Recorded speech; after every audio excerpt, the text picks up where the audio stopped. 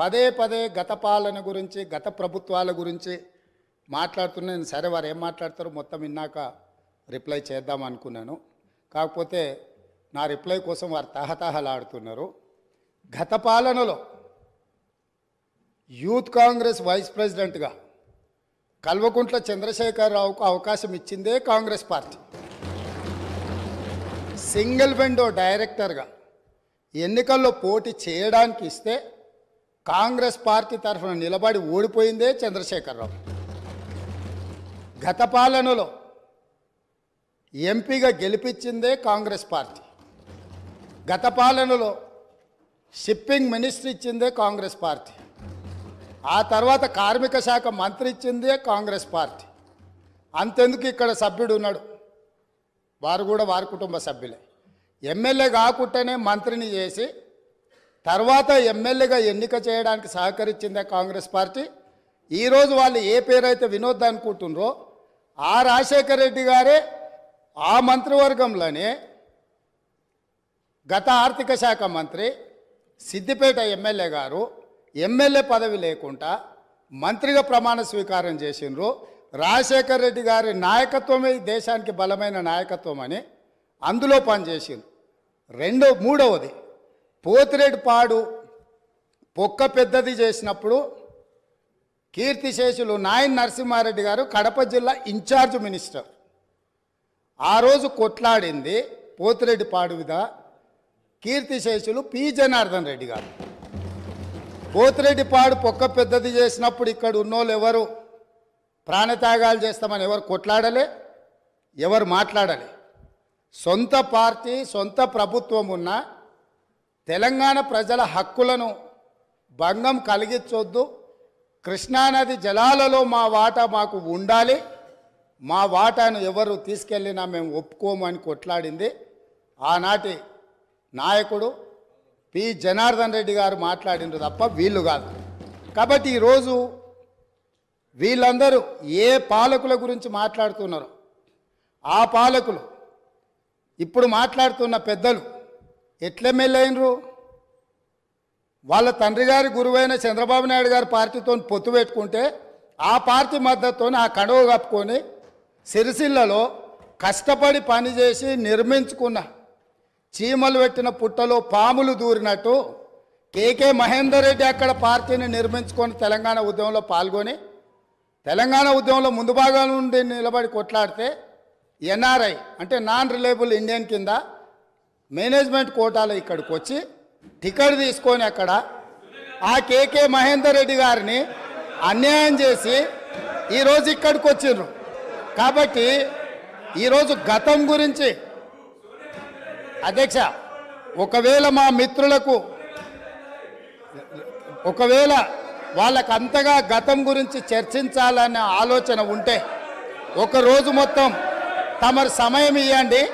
తప్పకుండా జూన్ 2, 2014 కంటే ముందు జరిగిన 55 సంవత్సరాల పరిపాలన మీద సంపూర్ణమైన చర్చ ఇక్కడ పెడదాము. ఈరోజు ఇక్కడ జరుగుతున్న చర్చ జూన్ 2, 2014 నుంచి జరిగిన పరిపాలన, చేసిన విధ్వంసము, నాయకత్వం యొక్క వ్యవహార శైలి మీద మనం ఈరోజు మాట్లాడుకుంటున్నాము. కాబట్టి వారికి గతం గురించి చర్చించాలనే కోరిక ఉంటే మాకు ఎలాంటి అభ్యంతరం లేదు. గతంలో జరిగిన పరిపాలనలో ఇక్కడున్న వాళ్ళకి చాలామందికి పాత్ర లేకపోవచ్చు, కానీ అక్కడున్న వాళ్ళకు చాలామందికి పాత్ర ఉంది. ప్రత్యక్షంగా మంత్రులు చేసిండ్రు. అక్కడున్న నాగేందర్ గారు, ఆ పక్కనున్న శ్రీనివాస్ యాదవ్ గారు, ఆ పక్కనున్న హరీష్ రావు గారు, అక్కడున్న కడియం శ్రీహరి గారు, ఆ పక్కనున్న పోచారం శ్రీనివాసరెడ్డి గారు, ఆ పక్కనున్న గంగుల కమలాకర్ గారు, అన్ని పేర్లు మొత్తం అన్ని లిస్టు చదువుతా. వీళ్ళందరూ కూడా ఈరోజు వారు ఏదైతే పాపాలు జరిగినాయి అంటున్నారో ఆ పాపాలలో సంపూర్ణమైన భాగస్వామ్యం వాళ్ళదే ఉన్నది. వరంగల్ ప్రాంతంలో జరిగిన ఎన్కౌంటర్లకు ఎవరి కారణమని చర్చ ఉంది అధ్యక్ష? ఈరోజు వారే మాట్లాడుతున్నారు. ఏమని గవర్నర్ ప్రసంగంలో మొత్తం కాంగ్రెస్ పార్టీ మేనిఫెస్టోనే పొందుపరిచిందని. చాలా సీనియర్గా పనిచేసినారు మంత్రులుగా. గవర్నర్ గారి ప్రసంగము, పార్టీ యొక్క ఎన్నికల మేనిఫెస్టోను మంత్రివర్గంలో చర్చించి మా ప్రభుత్వం యొక్క భవిష్యత్ కార్యాచరణను మంత్రివర్గం ఆమోదం చేసిన తర్వాతనే గవర్నర్ గారు ప్రసంగిస్తారు. పరిపాలనలో అనుభవం ఉన్న వాళ్ళు, గతంలో ఈ రకమైన నిర్ణయాలు చేసిన వాళ్ళు కూడా ప్రజల్ని తప్పుదోవ పట్టించడానికో లేకపోతే వాళ్ళ యజమానులను సంతోషపెట్టడానికో ఎందుకు మాట్లాడుతున్నారో నాకైతే తెలియదు. నేను సభ్యుడికి సూచన చేస్తున్నా, నేను చాలా విషయాలు ప్రస్తావించిన, తప్పకుండా సావధానంగా 5 సంవత్సరాలు సమయం ఉంది, సంపూర్ణంగా ఎక్స్రే తీసినట్టుగా ఎక్కడెక్కడ ఏమేమి ఉన్నాయో అన్నిటిని వివరిస్తాం. మా ఆర్థిక మంత్రి గారు, డిప్యూటీ సీఎం గారు జరిగిన విధ్వంసం ఏంది, ఆర్థిక నేరమేంది, అన్ని విషయాలు ఈ సభలోనే తమరి అనుమతి తీసుకొని చర్చకు పెట్టి వాటన్నిటిని విశ్లేషిద్దాం. మేము సిద్ధంగా ఉన్నాం. సంవయనం పాటించి ఈరోజు గవర్నర్ గారి ప్రసంగానికి సంబంధించిన మీకు మనసు ఉంటే, తెలంగాణను అభివృద్ధి చేసుకోవాలన్న ఆలోచన ఉంటే అభినందిస్తూ మీరు ముందుకు రండి. లేదు మేము ఇట్లనే ఉంటామంటే పిల్లి శాపనార్థాలకు ఉట్లు తెగిపడవు. ఈ శాపనార్థాలు పెడుతూనే ఉంటారు జీవితకాలం. కాబట్టి దయచేసి ప్రతిపక్షానికి నేను సూచన చేస్తున్నా, మేము పాలకపక్షంగా మా విజన్ డాక్యుమెంటుని సభలో పెడుతున్నాం. మీరు సలహాలు సూచనలు ఇవ్వండి. సహేతుకమైన సలహాలు సూచనలకు ఎప్పుడు మేము సిద్ధంగా ఉన్నాము. ఎందుకంటే ప్రతిపక్షాలను గౌరవించడం అనే సాంప్రదాయం కాంగ్రెస్ పార్టీకి మొదటి నుంచి ఉంది, ఇప్పుడు కూడా ఉంది. ఆ సాంప్రదాయాన్ని కొనసాగిస్తామని మీ ద్వారా వారికి తెలియజేయదలుచుకున్నాం.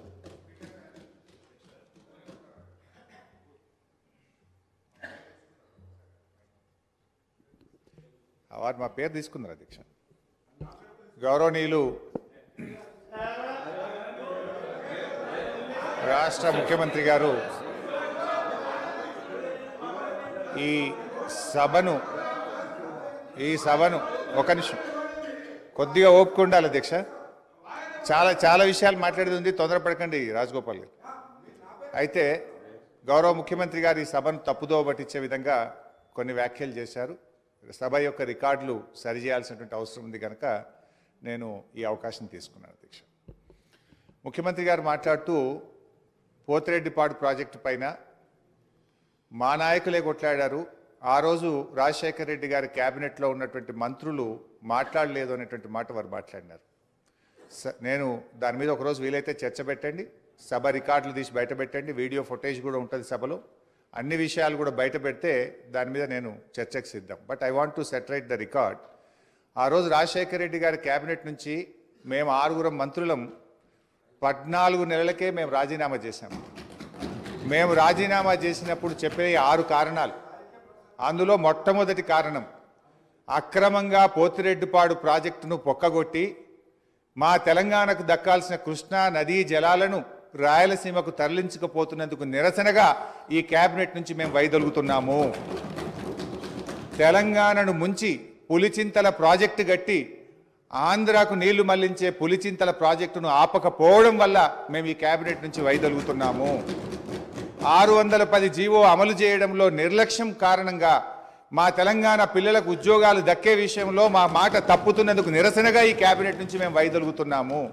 నక్సలైట్లతో చర్చల పేరిట చర్చలు జరిపి ఎన్కౌంటర్లు చేస్తున్నారు, ఆ ఫేక్ ఎన్కౌంటర్లు జరుగుతున్నాయి కనుక మేము రాజీనామా చేస్తున్నాము. ఇట్లా ఒక 6 కారణాలు ఇదే సభలో చెప్పాం, బయట చెప్పి మేము ఆ రోజు రాజీనామా చేస్తామనేటువంటి విషయాన్ని సభ ద్వారా గౌరవ ముఖ్యమంత్రి దృష్టికి మీ దృష్టికి తెస్తున్నాను. రెండో విషయం, ఇదే సభలో అదే పోడియం దగ్గర మీరు రికార్డులు తీయండి, నా చేతిలో ప్లే కార్డ్, మేము ఆ రోజున్న మా పద్మారావు గౌడు శాసనసభ్యులం పోతిరెడ్డి ప్రాజెక్టును వెంటనే ఆపాలని చెప్పి 45 రోజులు మొత్తం బడ్జెట్ సెషన్ మొత్తం పోతిరెడ్డిపాడు ప్రాజెక్టు ఆపాలని మేము అక్కడి నుంచి కీర్తిశేషులు పీజేఆర్ గారు ఒక్కడు కాంగ్రెస్ పార్టీ నుంచి ఇక్కడి నుంచి కొట్లాడిండ్రు ఒక్కడే. ఆ రోజు మంత్రులుగా ఉన్న చాలా మంది పెదవులు ముచ్చుకొని ఇక్కడ కూర్చున్నారు తప్ప ఆ రోజు మాతో గొంతు కలిపింది ఒకే ఒక్కడు పీజేఆర్. ఆ పీజేఆర్ తనయుడు విష్ణువర్ధన్ రెడ్డి కూడా ఈరోజు మాతోనే ఉన్నాడు. రెండో విషయం I would like to clarify. నేను విషయాల్లో చర్చలకు పోతే చాలా చెప్పాలి కానీ just I'm trying to give the clarification. ఇది ముఖ్యమంత్రి గారు చెప్పిన పోతిరెడ్డిపాడు విషయం. రెండో విషయం, ముఖ్యమంత్రి గారు మాట్లాడుతూ నేను శాసనసభ్యుడు కాకుండా మంత్రిని చేసిన ఘనత కాంగ్రెస్ పార్టీదని వారు మాట్లాడినారు. ఆ కాంగ్రెస్ పార్టీని అధికారంలో తెచ్చిన ఘనత టీఆర్ఎస్ పార్టీది. ఆ రోజు చంద్రబాబు నాయుడు గారు తెలుగుదేశం హయాంలో వీరు ఓడిపోయి కనీసం ప్రతిపక్ష హోదా దక్కకుండా పూర్తిగా దిగజారిపోయినటువంటి కాంగ్రెస్ పార్టీకి జీవం పోసింది కేసీఆర్ గారు, టీఆర్ఎస్ పార్టీ. ఎందుకంటే నేను ఆ రోజు ప్రణబ్ ముఖర్జీ గారితో హిమాచల్ భవన్లో చర్చలు జరిగినప్పుడు కీర్తిశేషులు వెంకటస్వామి గారు, గౌరవనీయులు మాజీ ఎంపీ సురేందర్ రెడ్డి గారు, కేసీఆర్ గారు, ఆలే నరేంద్ర గారు, నేను ఆ చర్చల్లో ఉన్నాను. కేసీఆర్ గారు ఆ రోజు మాట్లాడుతూ ఆ అలయన్స్ చర్చలు జరిగినప్పుడు తప్పకుండా ఈ రాష్ట్రంలో కాంగ్రెస్ పార్టీ అధికారంలోకి తెస్తాం, దేశంలో కూడా అధికారంలోకి వస్తుందంటే ఆ రోజు ప్రణబ్ ముఖర్జీ గారు మాజీ రాష్ట్రపతి గారు అన్న మాట I was part of the discussion. Chandrasekhar గారు మీరు అన్నట్టు నిజంగా కాంగ్రెస్ పార్టీ అధికారంలోకి వస్తే నువ్వు నా ఇంట్లో కూర్చొని తెలంగాణ రాష్ట్రం తీసుకొని పో, నిజంగా అధికారంలోకి వస్తుందా అని ఆయన అన్నారు. ఆ రోజు మేం పొత్తు పెట్టుకోవడం వల్లనే ఆ రోజు కాంగ్రెస్ పార్టీ అధికారంలోకి వచ్చింది తప్ప మీరేదో గెలిస్తే మాకు పదవులు ఇచ్చారు కాదు. మేము కాంగ్రెస్ పార్టీకి భిక్ష పెట్టినాం, మేము కాంగ్రెస్ పార్టీని అధికారంలో తేవడానికి ఆ రోజు సహకరించమనే విషయాన్ని గుర్తు చేస్తా ఉన్నా. అధ్యక్ష, కేసీఆర్ గారి గురించి కూడా వారు మాట్లాడినారు. Just I'm trying to set right the record. నేను స్పీచ్ ఇవ్వడం లేదు, స్పీచ్ ఇచ్చినప్పుడు నేను ఇంకా చాలా విషయాలు చెప్తా, ఓన్లీ రికార్డ్ సెట్ రైట్ చేసే ప్రయత్నం చేస్తున్నా. వారు ఏం మాట్లాడినారంటే కేసీఆర్ గారిని మేము ఎంపీ చేసినామని చెప్పి మాట్లాడుతున్నారు. కేసీఆర్ ఆ రోజు కాంగ్రెస్ పార్టీతో పొత్తు పెట్టుకున్నప్పుడు కేసీఆర్ గారి గురించి ఒకటే విషయం చెప్పి నేను ముగిస్తా అధ్యక్ష. ఓన్లీ వన్ మినిట్ అధ్యక్ష, 1 minute అధ్యక్ష. ఆ రోజు 1 minute అధ్యక్ష. Only I'm trying to set right the record. నేను స్పీచ్ ఇవ్వట్లేదు, రికార్డు కరెక్షన్ మాత్రం. ఒక్కటే నిమిషం అధ్యక్ష, సీనియర్ శాసనసభ్యులు ఒకటే నిమిషం అధ్యక్ష. I will take only 1 minute. 1 minute అధ్యక్ష. ఆ రోజు నిజంగానే కేంద్రంలో ఆ రోజు కాంగ్రెస్ పార్టీ అధికారంలోకి వచ్చినప్పుడు సోనియా గాంధీ గారి అధ్యక్షంలో యూపీఏ సమావేశం జరిగింది.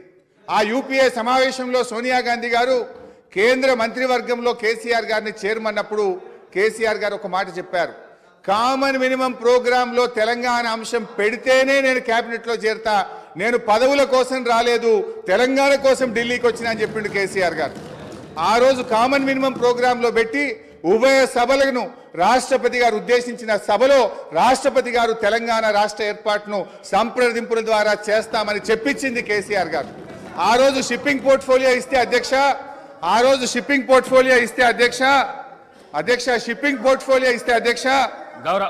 ఒక్కటే నిమిషం, ఆ రోజు డిఎంకే పార్టీ మాకు షిప్పింగ్ పోర్ట్ఫోలియోగా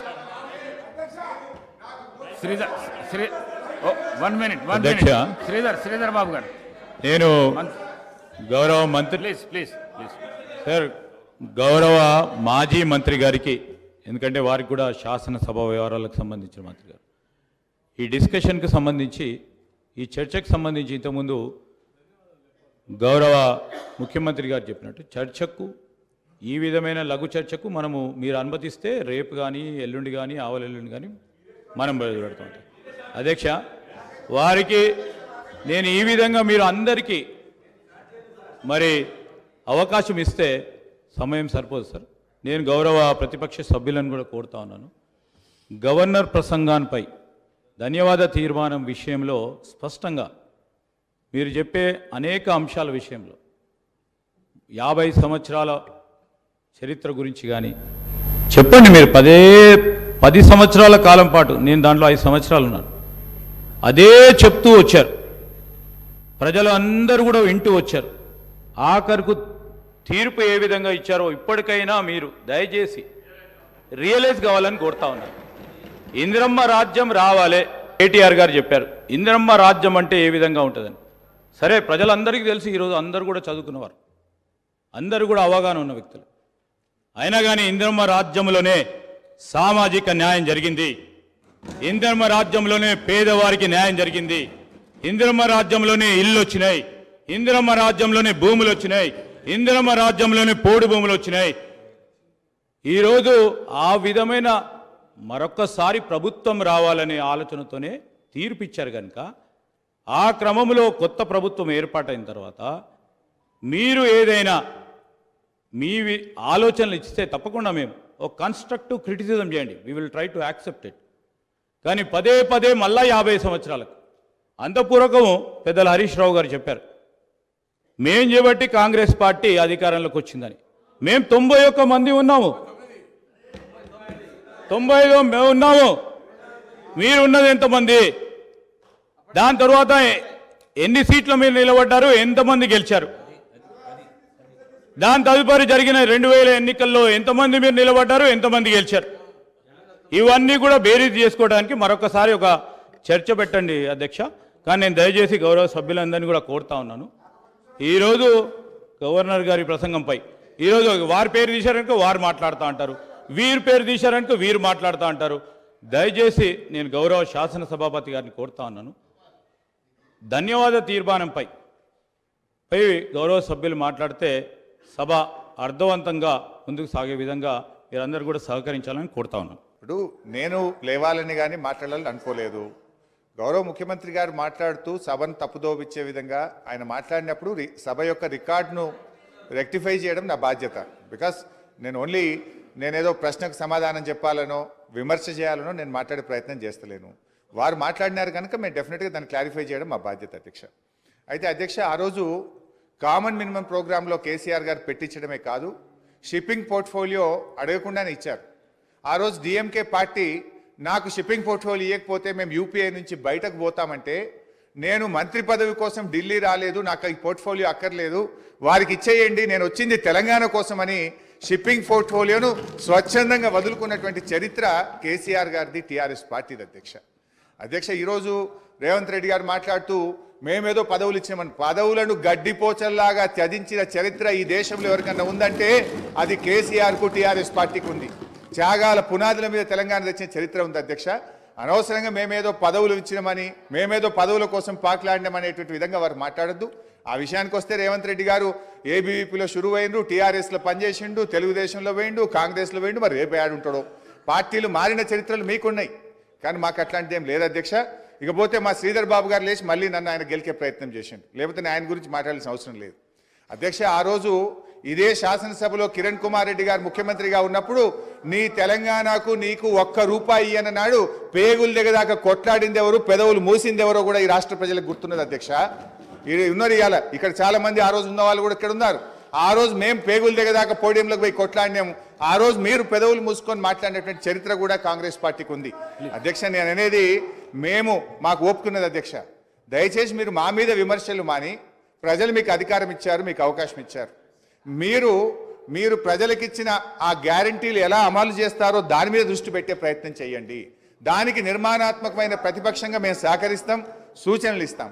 కానీ ఎంతసేపు మీరు మా మీద నెపాలు నెట్టో, మా మీద బురద జల్లేటువంటి ప్రయత్నం మాని ప్రజలకు మీద ఇచ్చిన హామీల అమలు మీద, పరిపాలన మీద దృష్టి పెట్టండి అని మీ ద్వారా వారికి హితవు. గౌరవ కేటీఆర్